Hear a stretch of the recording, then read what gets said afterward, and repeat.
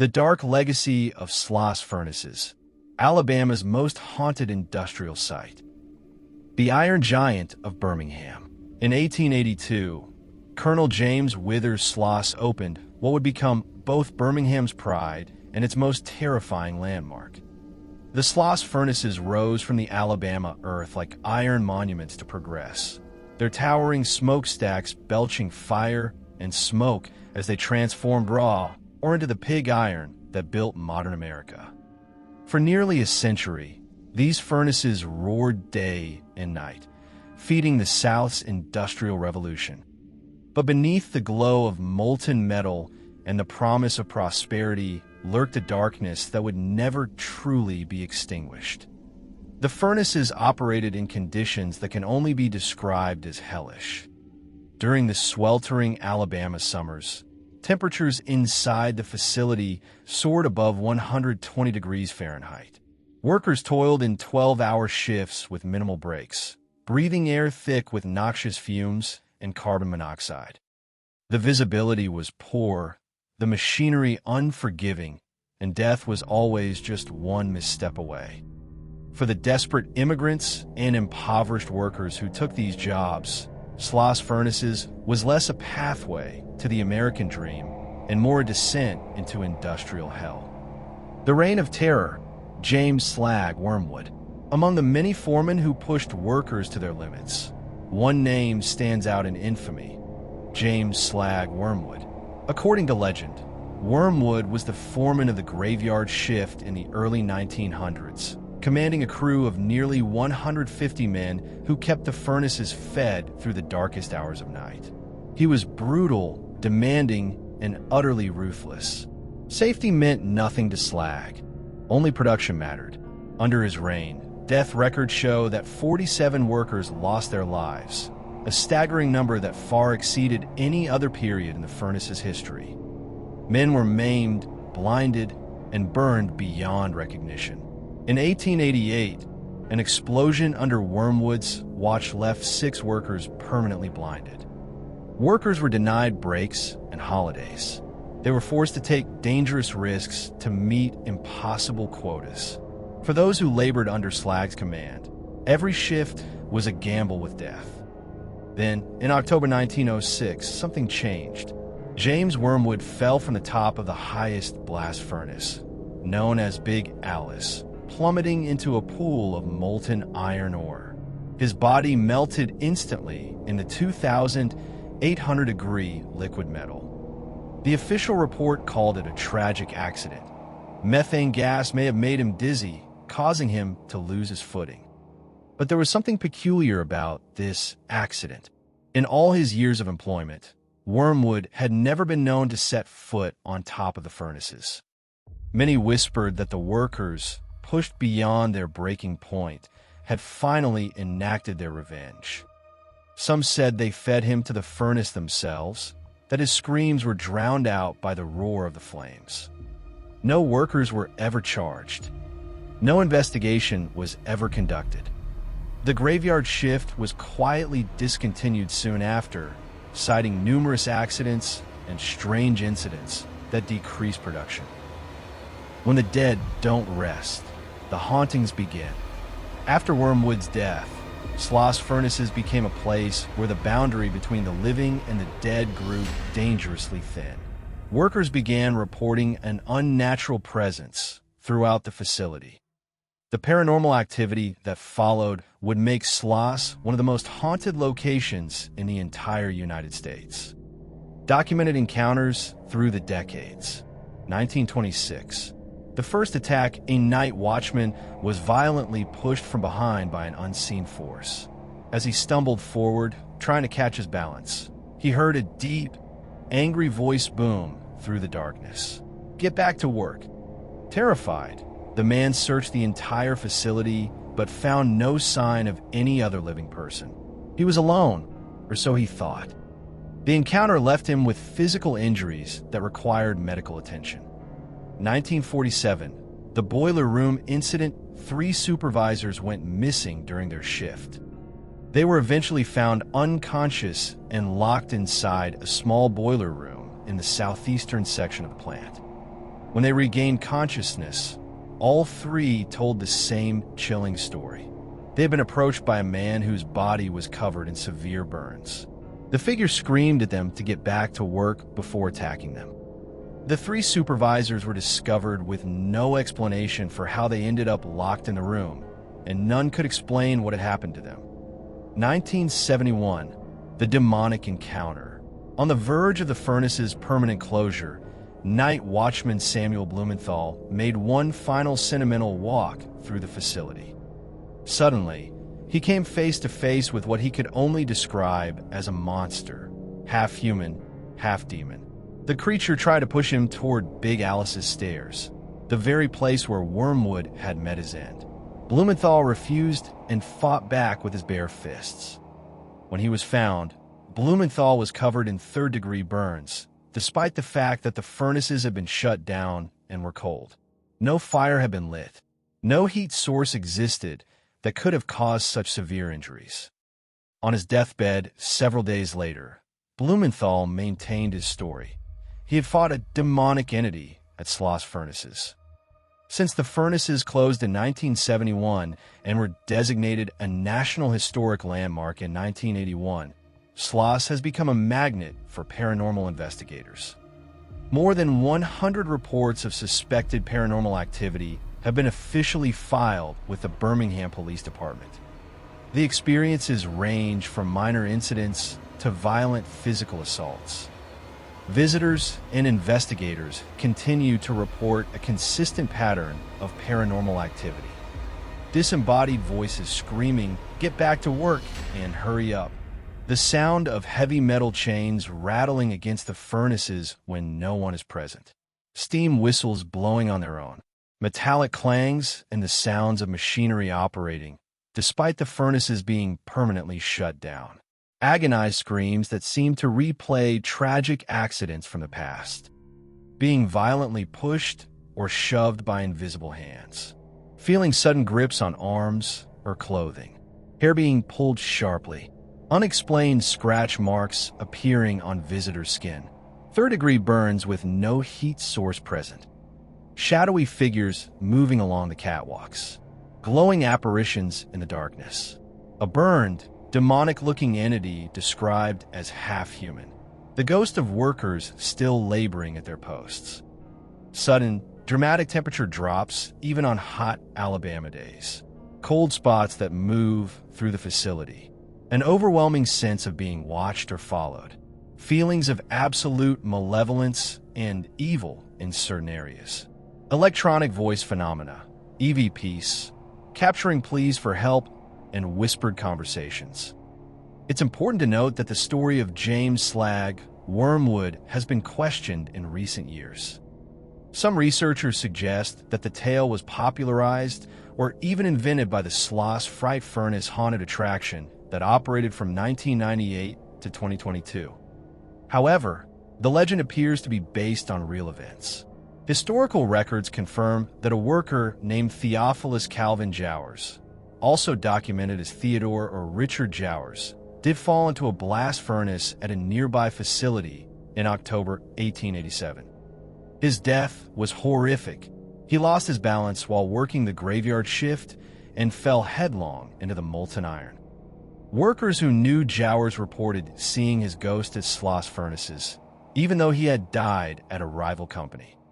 He was known to do occasional work at Sloss, and witnesses claimed to see his apparition working alongside living employees, forever trapped in the labor that killed him.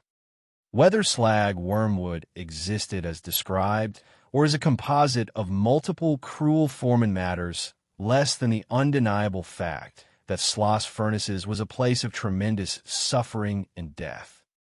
At least 47 workers are documented to have died there under brutal conditions. Many more were injured, maimed, or died from long-term exposure to toxic fumes. The paranormal activity reported at Sloss may stem from this collective trauma, the anguish of workers who died in agony, the rage of men pushed beyond human endurance, and the restless spirits of those who never received justice for their suffering. Today, Sloss Furnaces operates as a museum and National Historic Landmark. It hosts metal arts classes, concerts, and festivals. Visitors can take self-guided tours during the day, learning about Birmingham's industrial heritage and the role Sloss played in shaping the city's identity. But when the sun sets and shadows stretch across the rusting machinery, Sloss Furnaces transforms. The echoes of the past grow louder. The temperature drops in places where it shouldn't.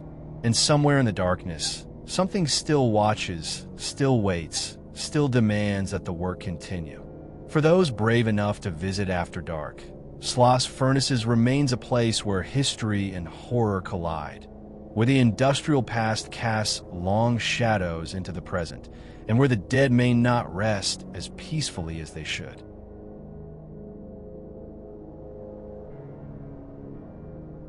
The phantom flames of Drish House, Alabama's most haunted mansion, a monument to love and loss. In the heart of Tuscaloosa, Alabama, at the center of a traffic circle on 17th Street, stands a mansion that has witnessed nearly 2 centuries of Southern history. The Drish House, also known as Monroe Place, is more than just an architectural marvel blending Greek revival and Italian styles. It is a monument to love, obsession, tragedy, and death. And according to countless witnesses, it is the most haunted place in Alabama. Built in 1837 at the center of a sprawling 450-acre plantation, the mansion was a gift of love from Dr. John R. Drish to his second wife, Sarah McKinney. Dr. Drish was one of Tuscaloosa's earliest settlers, a physician from Virginia who had arrived in the young Alabama town in 1822. He was charming, ambitious, and skilled, not just as a doctor, but as a contractor who helped build many of Tuscaloosa's early government structures, including the Capitol building itself. The mansion that Dr. Drish created was a masterpiece, constructed largely by enslaved craftsmen whose artistry shaped the ornate plasterwork and intricate wood carvings. The house featured 2-story high Doric porticos, 14 Tuscan columns, and a double-ellipse staircase designed by master carpenter John Fitch. It was a home befitting Sarah's wealth and Dr. Drish's stature in the community. For decades, Monroe Place stood as one of Tuscaloosa's finest residences, a symbol of prosperity in the antebellum South. But beneath the elegant facade, darkness was brewing. The shadow over the Drish family.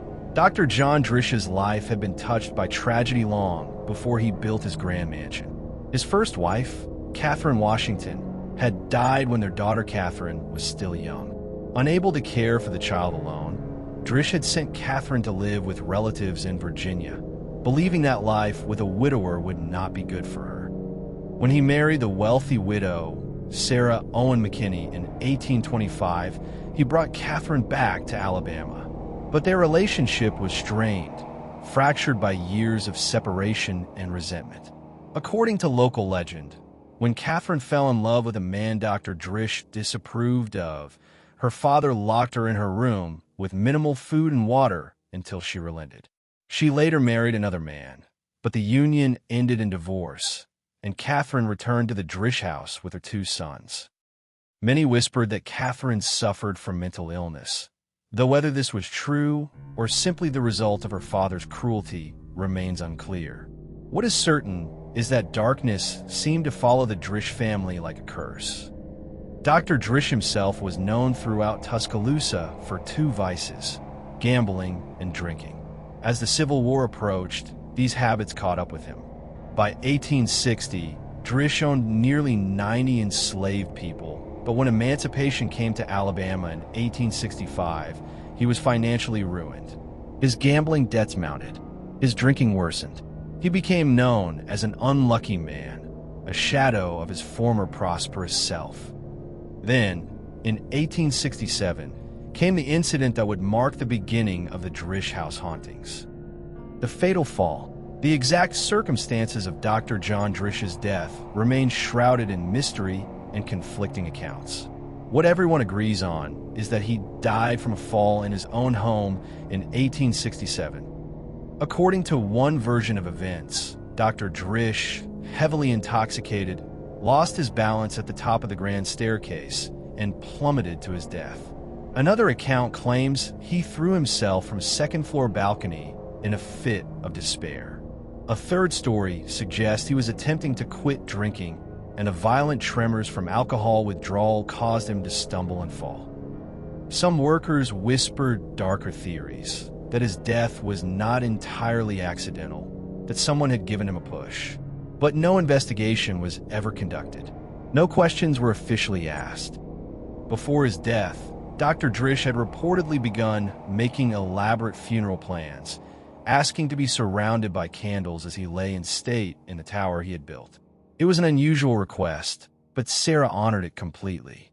When her husband died, she ordered special tall candles from Atlanta and arranged for his body to be placed in the garret tower, surrounded by the glowing display, so all of Tuscaloosa could pay their respects.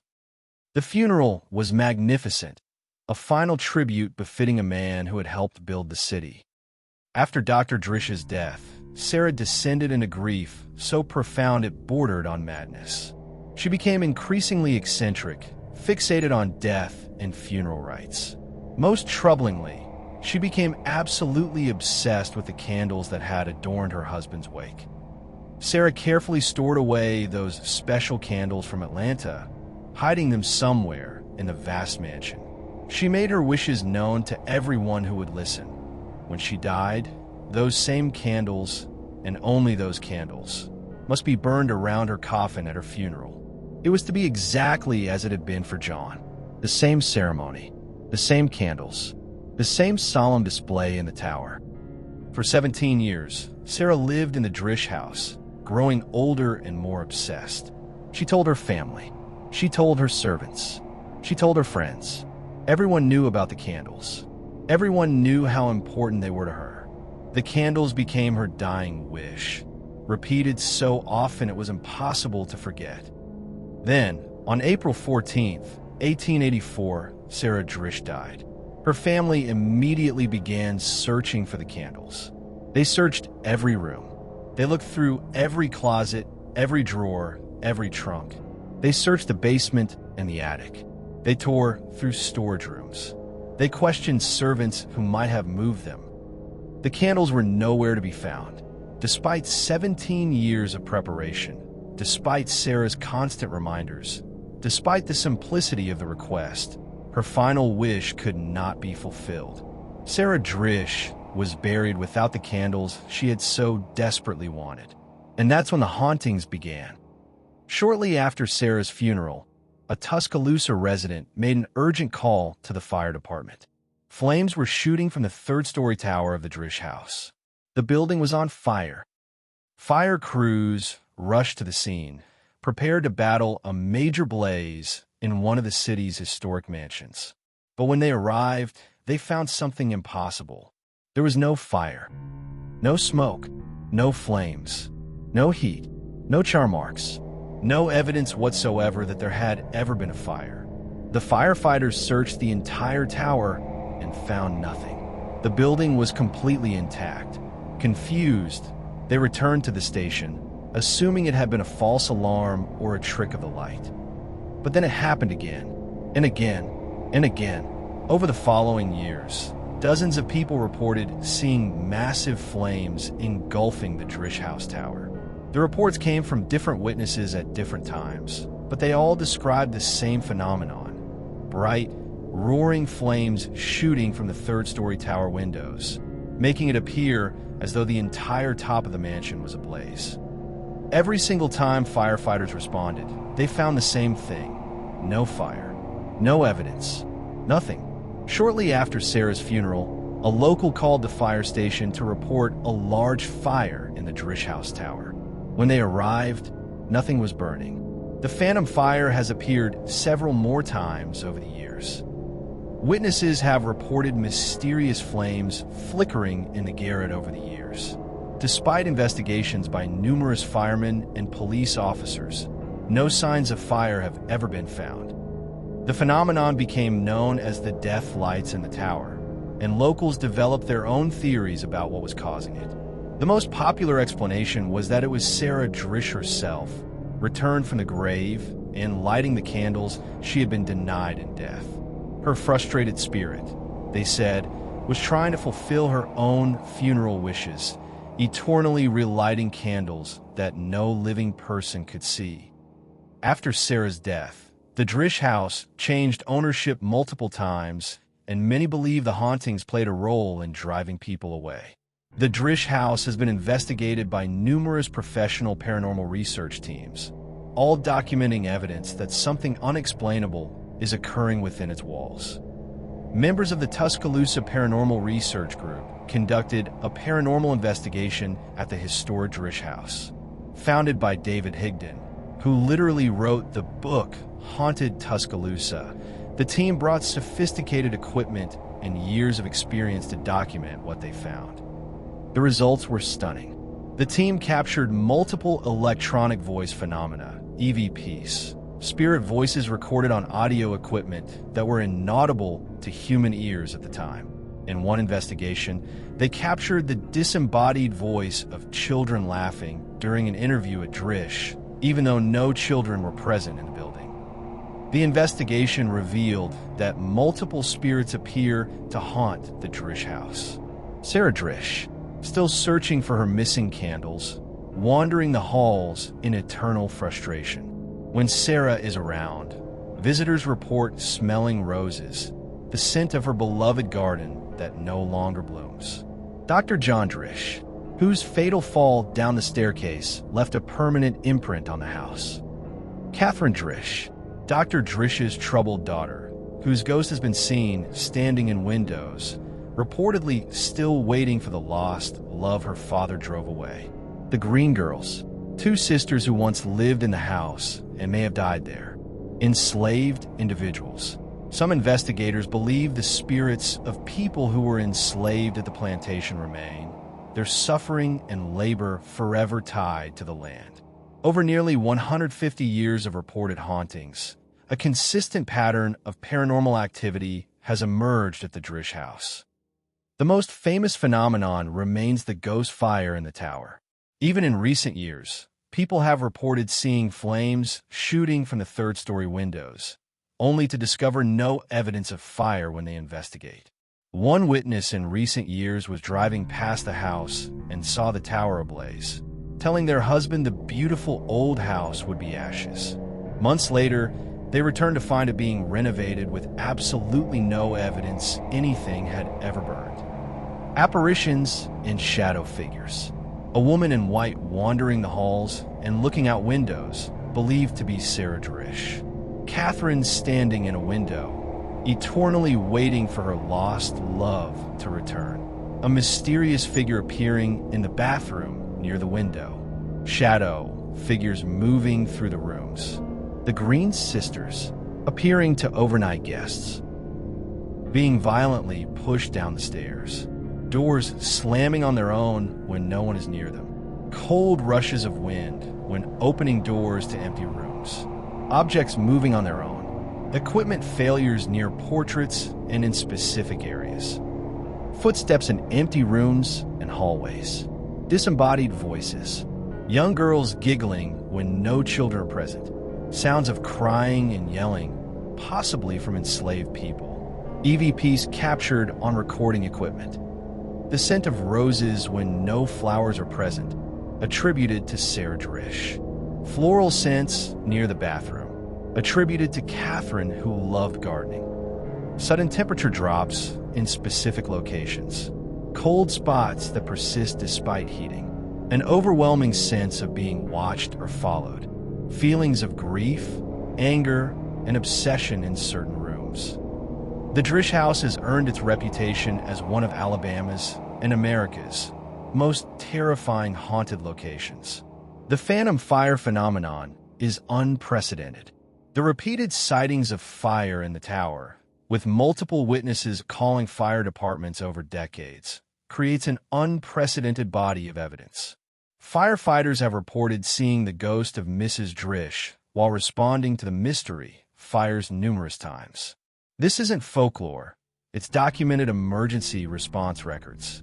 Consistent activity across 150 years. The hauntings at Drish House have been reported continuously since Sarah's death in 1884.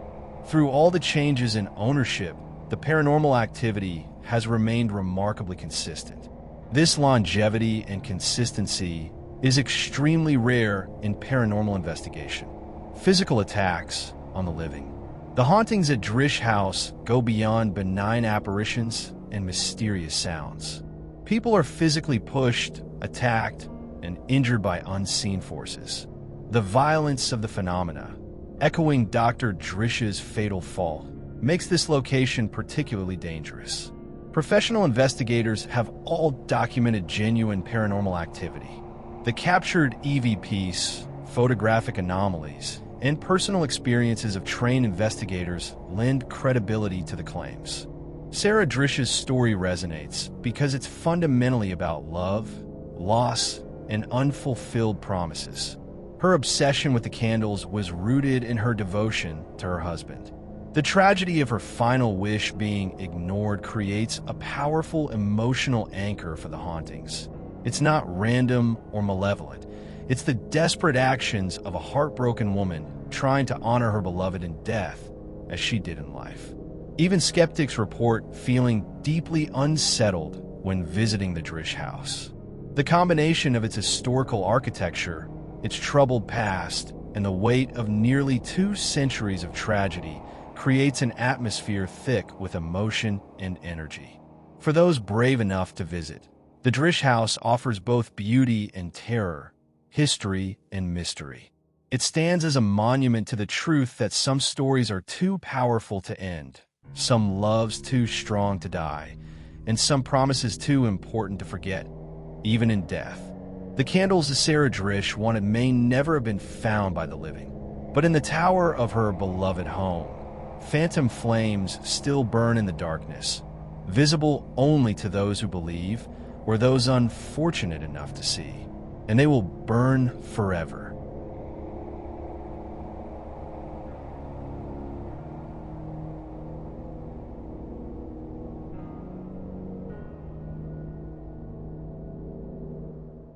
Thank you for watching. I'll be posting the most haunted places from each state, so please like, subscribe, and hit the bell icon.